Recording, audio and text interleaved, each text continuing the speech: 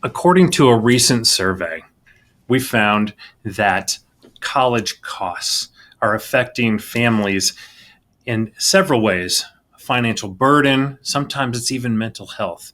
And today we're going to dive into that survey and try to unpack, what's really going on and help families make better decisions when it comes to expectations, college costs, and what is the collateral damage on their financial future. Let me grab Walt and we'll dive right in.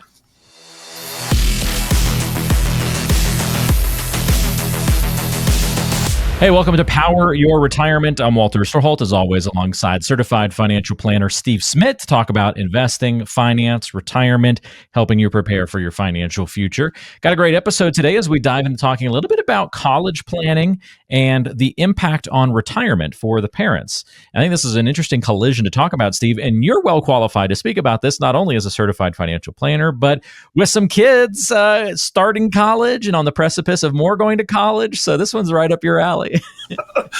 Yes. I feel the pain already setting in. Yes. It's going to be a fun couple of years for you. So it's as I'm about to be a new parent for the first time, I'm starting to learn that there's going to be this initial spike of daycare costs. Yes. Then maybe it's like you get a pay raise and the middle years are good. And then all of a sudden you've got college, which is daycare times 5. And then, you got to worry about that. So that's kind of how I'm bracketing it for now. Does that seem to make some sense? It does, unless you could always do private school in the middle. And then it just stays steady. Okay, yeah. We'll see about that. We'll see. That's good stuff. Well, the data on today's episode comes to us from the Citizens Financial Group 2024 College Planning Study, the most recent data that we have been able to find for some of these key questions, as well as from Sally May's How America Pays for College report, the most recent edition. And we'll put those links in the show description just in case people want to check out the source. We're going to cover some of the key findings from those reports and mold them into this conversation about the impact it's having on people's retirement plans, trying to handle this college payment issue and see where it's rearing its head. Here's the first one, Steve. Planning ahead or not is sort of the question. Okay. 1 in 5 parents admitted that they focused on getting their child into college without thinking about how to pay for it. So 20% of folks, this one was from the Citizens Financial Group survey, 20% of parents didn't even think about how to pay for it. They were just going to get their kids into college no matter what. Right. I found that interesting, and it makes me curious, what do the paying for college conversations usually sound like in your office when you discuss it with clients? Well, a lot of times people don't like to think about things that are difficult. That's probably you just go through life and you just kind of put it off and we'll figure it out later and kick the can down the road. But how those conversations go is it doesn't just happen, right? Maybe if they get great grades, they might get half of it paid for is kind of an aspiration. Maybe you could get to that. But you still have the other half. And what I'm talking with clients about is partially their income. What kind of financial support are your children going to get? Because that's not their fault that they're not getting support in college. So that's kind of a burden that the parents are bringing into the situation for the child. And then how do we fund that so it's not a burden to them? And just like retirement, the earlier you start, the easier it is. And not that they have to fund, that's another thing, that you don't have to fund 100% if you don't want to. There are loans available and things as well that you can give some skin in the game to the child. So we talk about that as well. And everybody has a different idea on that. But what I've noticed, I'll give you a simple example, a church camp. If you give them 100% scholarship, half of them will show up. If you give them a 50% scholarship, 95% of them will show up. Okay. A 50% scholarship. Because they have skin in the game. Yes. Mm-hmm. So that's not a bad thing to give your kids a little. You don't want to bury them, but giving them a little skin in the game. We talk about that as well. Yeah, that's very interesting. Well, let's see how that bears some weight as we go through some of the other findings and statistics from these recent reports. Let's look at college debt versus other types of debt. 58% of parents say the cost of living has impacted their ability to cover college, and 40% are also juggling other debt. So again, over half say that right now cost of living is impacting that ability to pay for college, and 40% are also juggling other debt in addition to the college debt outside of a mortgage. When does it make sense to, and does it ever make sense to pause or limit college support due to existing debt? Is that something that might say, hey, parents, you've got this other debt problem, so we need to put the college responsibilities for now onto the kids more heavily while you guys clean this side of the equation up? Is that an example of maybe how you might have a conversation play out, or no? Yes, that is one way it could go. A lot of times, when they're talking about replacing, hey, we're going to focus on college and not on retirement for this season, it's usually they've gotten caught up in not planning early, and it's like they just really don't want to look their son or daughter in the eyes and say, sorry, we can't do that because we didn't plan. So the rationale is, oh, if we don't put between the two of us 30,000 into our 401ks, we can put that 30,000 into Sally Mae's, college, for the next 4 years, and then we'll figure it out. That's kind of what the idea is there. But then I have to point out that college isn't a right; it's a privilege. And there's a lot of ways to get through college that aren't with you just stroking a check. And I'm not even talking about debt. There's other ways as well, which we can talk about a little bit later. Yeah. Well, I mean, you're already kind of making me think this is where the conversations, if we're dealing with other debt, we're struggling to pay for college while juggling other responsibilities like paying off debt and saving for our own retirements as parents. Yeah. Those conversations need to sound like 2 years of community college before you go to the 4-year college, and look at those savings and how that compares. I know this could lead to a trade school discussion and all sorts of things like that might be better fits for the kid anyway, right? Let's have more open and frank discussions about these things. Yes. So the community college is amazing. Now, you're not going to have this 4-year experience, best 4 years of my life, or probably not going to have that type of thing. But is the idea that you're qualified to go have a career and build a great life, or is it to say, hey, I got the pennant still on my wall, right from my dorm room 40 years later, that's not necessarily the goal. That would be the fluff. So, but yeah, I love that. And a lot of kids that do take that community college route figure out that really was just what them and their friends really thought they wanted to do, when really they wanted to do something trade schoolish, like you suggested, and end up go from community into that trade or something of that nature that's a better fit for them, their skill set and personality, and really just what gives them fulfillment in life. Because isn't that what we all want? It's not just about, do I have a degree in my pocket? But that's something to talk about for sure. Well, it's easy for us to have these conversations, but apparently it's not easy for parents to have these conversations with their kids. Right. Listen to this next stat, Steve. 47% of parents would rather talk about drugs, and 30% would rather talk about politics than the cost of college with their kids. Yes. That's pretty eye-opening, right? Now, they didn't put sex in here. I would be interested to see where that one would fall, talking to your kids about that and where that falls against planning for college. But still, that's a good chunk of folks wanting to talk about drugs and politics more than paying for college. It just is an uncomfortable conversation for some people.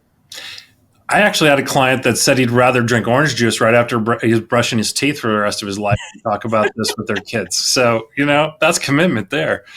That is. Or the 9-volt battery to the tongue. Was that it? It's true, because don't we all want the best for our kids? I want my kids to do better than I did. I want that in the worst way. And this conversation lends to, I think it's a false positive. Because when we say, oh, I can't send them to 4-year fancy expensive university, I'm letting them down. It's actually, it might be in many cases doing them a favor and letting them find another route that they'll actually have to put some skin in the game.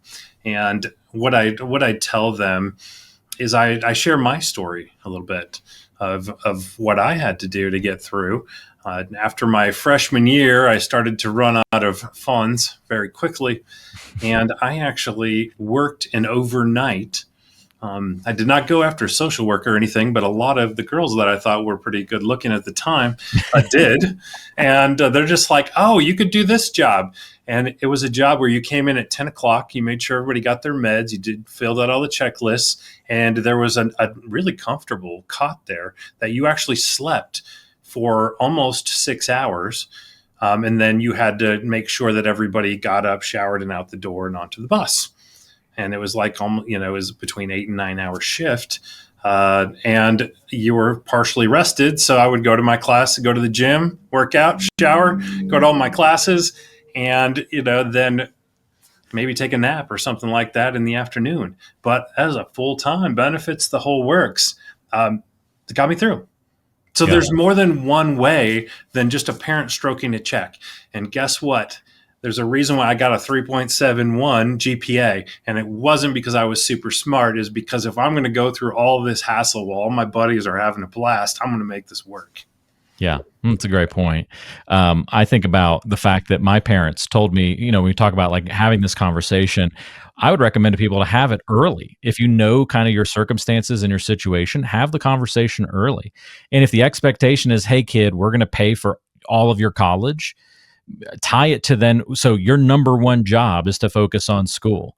I've had some people take that approach, right, and say, hey, we're covering all of your college costs, but like that's where your focus needs to be. And the reason is we don't want, you're going to medical school. We don't want you working another job. You need to be head in the books. That's the purpose.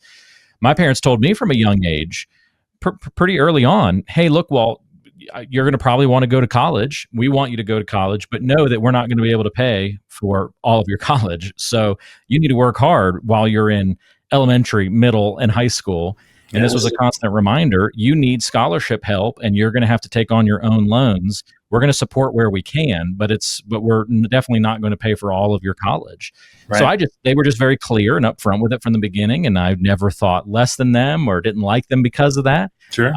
Like you said, it was skin in the game and I appreciated it. And they, of course, helped wherever they could through that process. Yeah. But yeah, I was able to go to college on a mix of scholarship money, help from family. I worked multiple jobs throughout college, much like your experience, working all sorts of extra hours to help pay for it.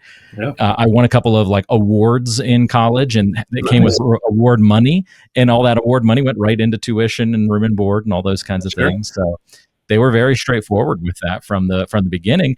But one of the realities was, so look, private school or out of state school probably not going to be an option because you're going to be on your own paying for in-state school, let alone then going out of state. And they were upfront saying, I don't think you want to take on all that debt. So you should keep your attention to the in-state. So I don't know, brutal honesty, I think, is a really good policy here, in my opinion.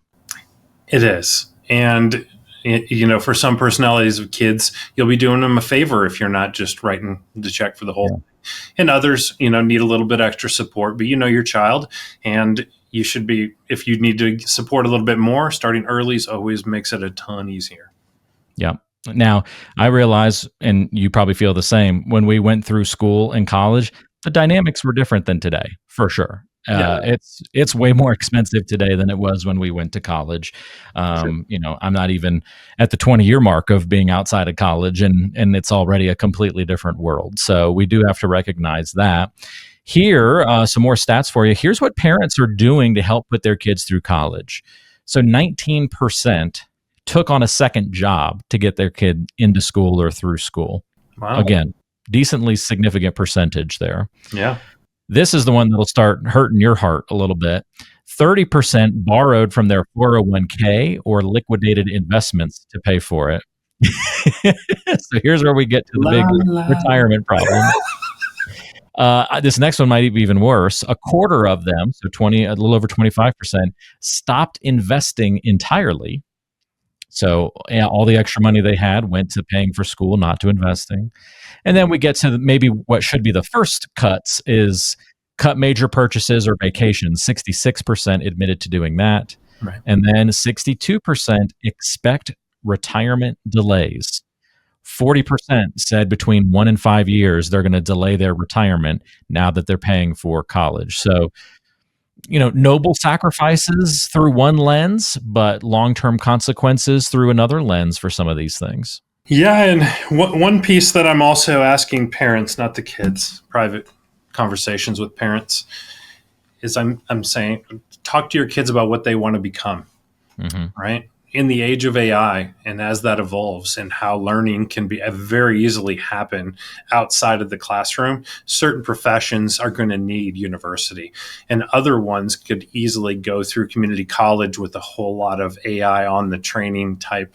I mean, the majority of jobs, I think, could go through that route, which costs next to nothing in comparison. So really dive deep. If you're going to do the university route, make sure that it's an appropriate choice for your child.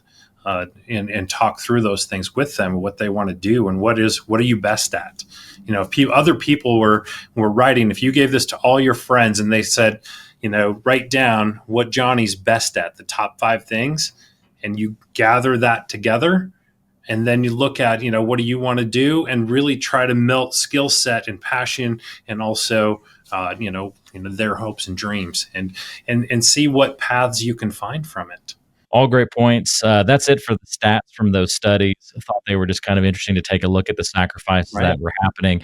To put a bow on today's conversation, though, Steve, any other advice that you have for parents who are balancing retirement and college savings, not even paying for college up front, but just maybe the long term savings, 529 plans, or should we be saving for college and brokerage accounts? Or I know I had a grandmother that gave me savings bonds, right, Yeah. for birthdays and Christmas for a period of time, and some of those helped pay for a little bit of college as well. So there's more than one way to make all this happen, right? Absolutely. I'll give you just a couple to chew on. Reach out to me if you want more information.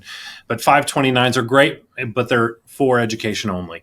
So just know that if you put money into that, they're your accounts. So you can assign different kids or grandkids or whatever. You can keep it generationally so it's not wasted. But 529s are great, but the limitation is it's for education only in case you get a full ride scholarship or something like that. The other thing that is more flexible, especially if you're doing a 401k and your income is below the limit, which is fairly high for Roth IRAs, you can use Roth IRAs for education. So Okay. that's a nice little thing that most people aren't aware of. So Okay. that's a really fun thing that people can do. And if your kids don't go, then it's actually a bonus to your retirement plan. Mm. So I'm talking Is about the Roth IRA portion that's extra on the side. is that an entirely like the entire account can be used for those college expenses, or just contributions can be pulled out for that? You can use the contributions. Usually, we let the rest of it go. There's also a little hitch on there. There's a 5-year rule, so you got to make Okay. sure that you start that account 5 years before college, because some people will start it 2 years before and have like a little bit of stuck money in there. Okay. So there's a few things. So make sure you reach out to myself or your financial advisor to get all of those things with the Roth. But it's a really neat thing if you use it appropriately. Excellent. Well, if you've got any more questions about paying for college, how to navigate those waters, or just this balance of where should I pull money from that I need to use to pay for college? What's the right balance between the kids' responsibility and our responsibility? Help us reach that balance. These are the kinds of discussions that Steve has, in addition to looking at your entire financial picture, retirement plans, your 401k in particular. But this is some of the softer side, the auxiliary parts of planning for retirement and your finances that should be talked about, especially if you're working with an advisor and looking for the best guidance possible. That's why Steve is a certified financial planner, helping folks from every angle of that financial planning world. So don't hesitate to reach out if you've got questions. Easiest way to do so is go to the website powerupyour401k.com. It's linked in the description of today's show so you can find it easily. When you go there, not only can you order the retirement toolkit for free, which is going to have Steve's book and other great resources and information, it's also going to help you learn a little bit about what to expect in the future, what a relationship with a financial advisor should look like. And you can also schedule that time to meet with Steve and have that one-on-one approach to talking about your financial plan and your future. Steve, great show today. Appreciate your guidance on this college conversation, and we'll talk to you soon. All right. Thanks, Walt. This podcast is provided by Powerhouse Financial Advisors, an independent firm with advisory services offered through Parsonex Advisory Services, Inc., PAS, a federally registered investment advisor. The information provided is for informational and educational purposes only and should not be considered as personalized investment advice. PAS does not guarantee the accuracy, completeness, or suitability of this information for your specific circumstances. Investment decisions should be based on an individual's goals, time horizon, and risk tolerance. Past performance is not indicative of future results, and all investments carry a degree of risk, including the potential loss of principal. Any case studies, testimonials, or endorsements shared in this podcast are illustrative of individual experiences and may not be representative of the experience of all clients. They do not guarantee future performance or success. You should not infer any level of assurance regarding future financial outcomes. Listeners should consult with a qualified financial, tax, or legal professional before making any investment decisions. Parsonex Advisory Services, Inc. does not provide tax or legal advice. Be sure to consult with your tax and legal professionals regarding your specific circumstances. For a copy of our Form ADV Part 2A, which provides additional information about PAS, including our advisory fees and services, please visit powerhousefinancialadvisors.com.